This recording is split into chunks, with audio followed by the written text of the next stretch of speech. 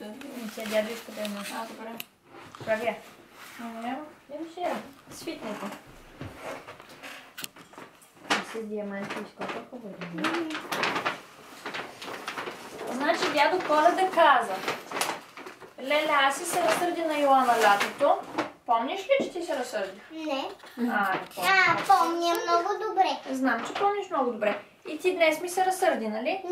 Затова този подарък се казва "Не се сърди, човече". Заповядай. Сега ще го отвориш. Какво трябва да кажеш? Благодаря. Има ли и друг? Отвори го. Отвори да видиш колко е хубаво.